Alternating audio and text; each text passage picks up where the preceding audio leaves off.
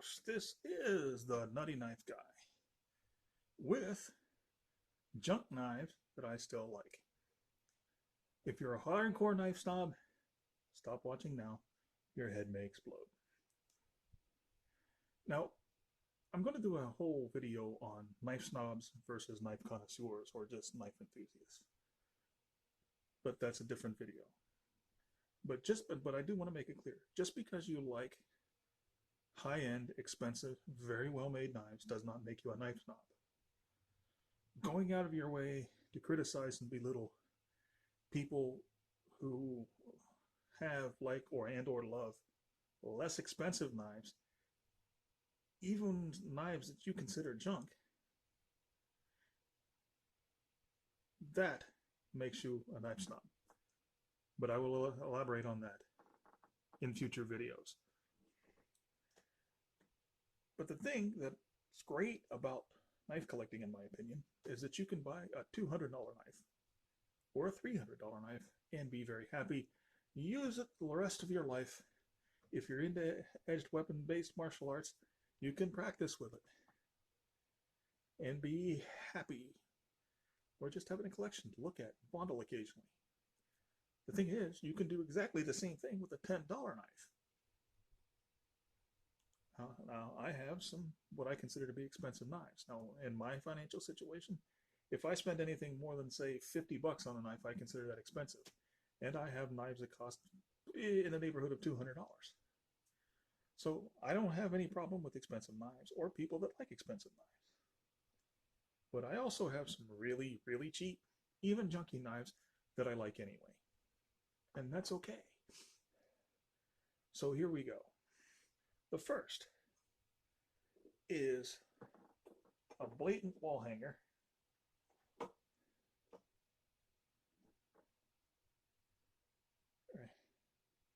I mean, you could not. I am afraid to swing this for the end, for fear of the handle coming off and becoming a projectile, and the blade becoming a projectile. Toy quality scales in 3 pieces, held on by a nut. I have taken this knife off, and the tang of this thing only goes about that far down, and then it's held by some very questionable welds to a bolt that goes through the rest of the handle. So why do I like this knife, knowing that it's absolute crap and a complete wall hanger and pretty much useless for anything else but looking okay in a teenage pothead taste kind of way?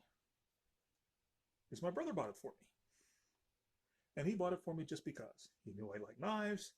He saw this at a pawn shop or a flea market somewhere and said, I'm going to get that for Ray. And that makes it special. My brother got it for me just because.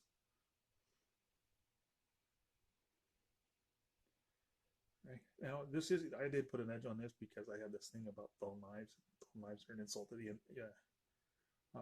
the entire universe. But this can't be used for anything. Honestly, it is so shabbily built that I'm not sure that it would not break if you hung it on a wall. But I'll never part with it, and I still like it. Right? And that's another thing when it comes to knife snobs, or knife collecting. People are going to give you knives, and these people are not going to know anything about knives. You thank them, you be gracious, and you treasure them because of the thought behind it. You don't throw it away or trade it or try and sell it. And I've actually seen people do this. Someone would give them, or they told me that, they would be complaining to me that a relative gave them a knife that didn't live up to their standards. You don't do that, man. Okay. That's knife number 1. Knife number 2 is, hold on to your socks. Any knife snobs that are still out there? It's a Tack Force. I EDC'd this for like a year. You can tell by the blade wear. Right. And it's still together. Yeah, mystery steel. and you know, made in China and all of this. But this is one of those knives that I wish somebody like Cold Steel or CRKT would just flat rip off the design and get rid of the seatbelt cutters. I hate seatbelt cutters, and the glass breaker can go too. But the overall design of this knife is fantastic. It's got a nice deep choil there where the locking bar is. The locking bar has good jimping, but it's not so sharp that it hurts your fingers. It's got a choil here that's perfect for fine work. It's got jimping on the spine from about quarter way down the blade all the way down to here. So you get into either one of those choils and you're bearing down on the jimping.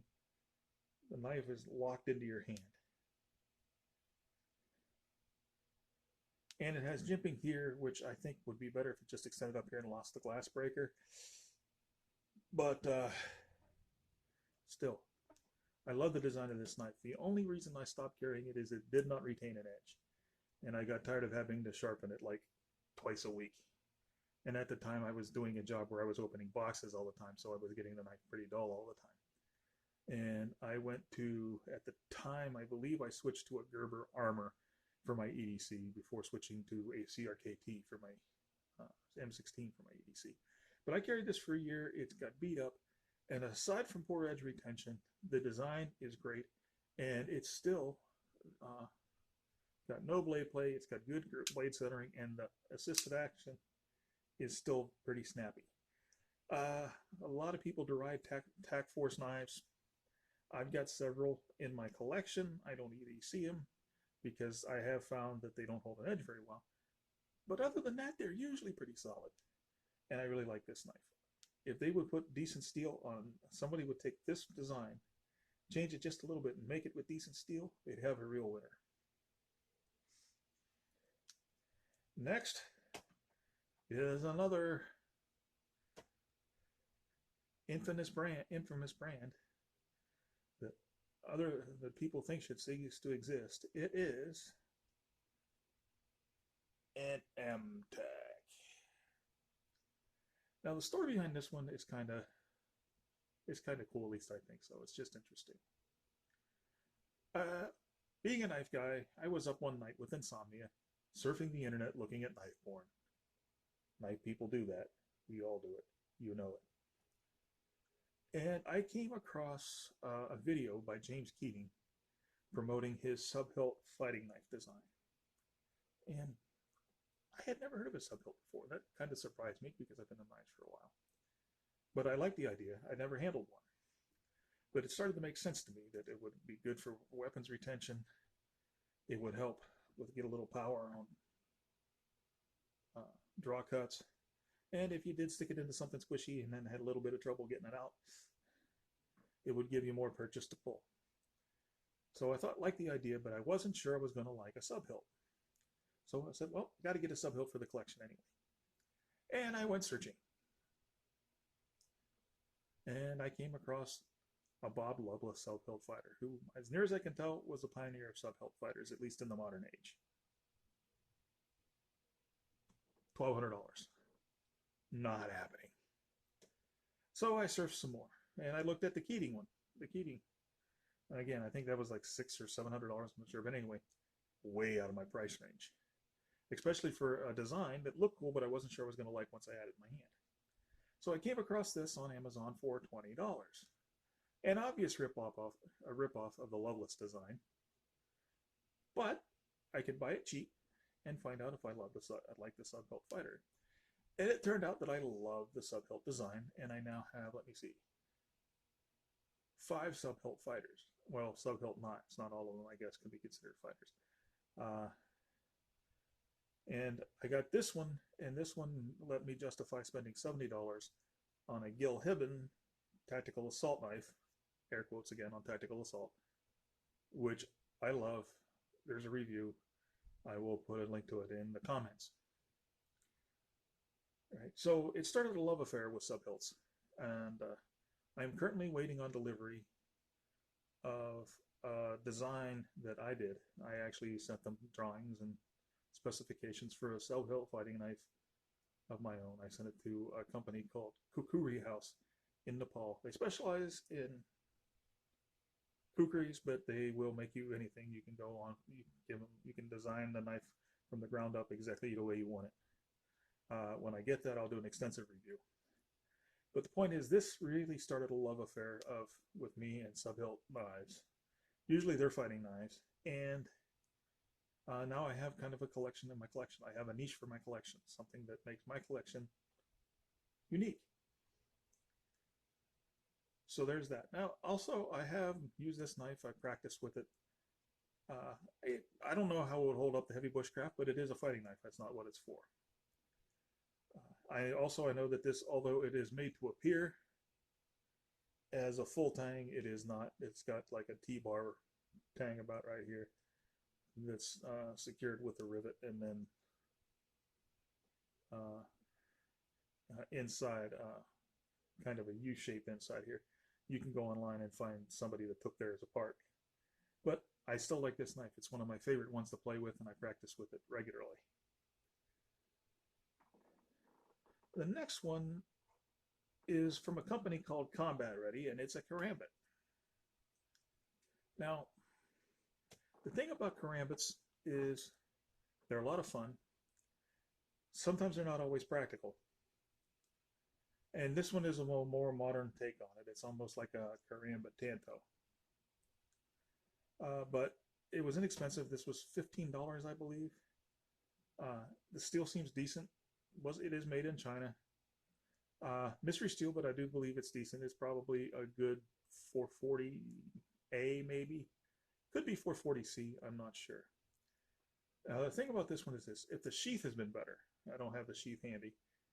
But if all I had to do was it comes with a decent plastic sheath, like Kydex sheath. All I would have had to do, this company would have had to do to make this a really good duty knife for like police officers to use it as a retention tool if somebody grabs their firearm, or even a nice self-defense knife any place where these may be legal, wherever that may be, or even for a military guy to keep on his mullet. If they'd have made the sheath mullet compatible, this would have been great, because it's tough. It's a decently constructed knife, aircraft aluminum. It takes a good edge. It's got a nice hollow grind on here. It's light and it's slim. Put it on a duty belt, put it on your molly. It's not going to take up a lot of room. It doesn't weigh a lot.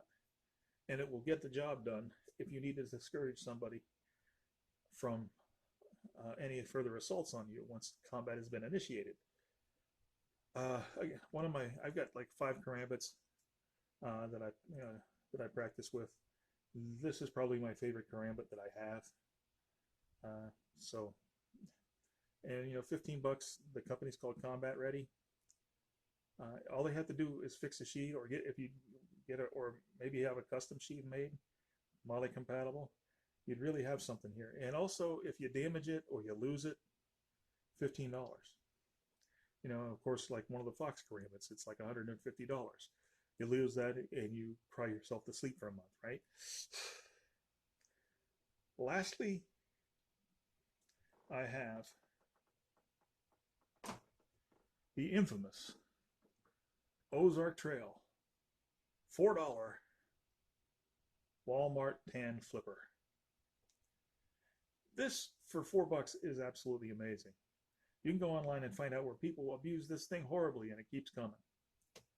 Mystery steel, but it does have a nice stonewash feeling, stonewash fitting. Okay, stonewashed finished. There, I said it. I have learned to speak. It's got G10 scales, very thin G10 scales, but G10 scales. Nice thumb ramp. Nice little hand guard there. Nice little choil for the locking bar. It does pass the wrap test on the lock. And again, I have several of the Walmart $4 specials. I've got different standards for this, but this is probably the best well known, and it is probably the best design of the bunch. You can have a gazillion of these. You can have one in your glove box. You can have one in your tackle box. You can have one in your bug out bag, or all your bug out bags. You have more than one. You can have one in your junk drawer. You can have one on your desk nightstand. And $4. And this is one of those things when you take it fishing. You're out in the middle of the lake in your bass boat. You fumble, and this goes kerplunk to the bottom of the lake. Oh well. You either already have a gazillion of them because they're only $4, or you can go to Walmart and get another one for $4. No whoop. On the other hand, you have your $200 Benchmade that you're cutting fishing line with. It goes kerplunked over the side into the bottom of the lake. And an hour later, you're in the deep sea diving gear, braving the bottom of the lake, trying to find your Benchmade. Or you're home with one of the other knives in your collections contemplating seppuku because you dropped your Benchmade in the lake. And seppuku, by the way, is basically harikiri, samurai disembowelment, because you lost a Benchmade at the bottom of the lake. And you may have, if you have dishonored yourself in the eyes of knife people everywhere. So don't do that. Just have one of these. Keep your Benchmade on your belt for the stuff that you need a Benchmade for. You know, serious cutting tasks, not just cutting fishing line. Use this for fishing line, right? Not only can you drop it in the bottom of the lake and not worry about it, you can let it rust in you can get it covered with fish guts and let it rust in your tackle box for an entire year. And if it doesn't work, you go buy another one. It's great. And that's why, this one I don't do that much fishing or anything like anymore. But I do have one more just like this one that I just keep at my bedside for whatever. I don't think I've ever used it yet, but it's nice to have there, and it's just there. And it feels good in the hand. It's just a really well done design. It's like the Tack Force. If a well-reputed knife company, somebody even like Gerber, had this design, the way it feels, and it's just the right size for most people to carry EDC if they're not really into doing knife stuff. That's great stuff. It's cool. And that's just an example of some of the junky knives that I like. There's a lot of reasons you can like knives that aren't made of a super steel, right? Where you're not paying an extra $50 just because it has a little spider on it or a little butterfly on it, right? That you can have in your collection and just have for having in your collection and looking at and fondling and messing around with, or just a beater knife that you don't mind losing or screwing up or breaking if you're trying to get out of a stubborn screw or whatnot. Or they may just have sentimental value that somebody you cared enough about you to buy for you. That's the whole thing about the joy of knife collecting. You can spend a lot of money and be happy. You can spend a little money and be happy. Unless you get obsessed with the little spiders on the blade or the little butterflies on the blade. Or, the adamantium, quadrillium, vibranium alloy blade that you have to have. Look, I can pry open the hatch of a main battle tank with my knife. You can have fun with that. Or you can say, look, I can pick the crud out of my finger. After I'm done cleaning the garage with this. You used your knife, and it worked for what you used it for. It's a good knife. So, remember to draw your knives only in just purpose. Sheathe them only with honor. And remember that without knives, life would be dull and pointless. This is the Nutty Knife Guy. If you think I deserve it, like, share, subscribe, and I will see you next week, hopefully with that sweet custom job I ordered. I bid you goodbye.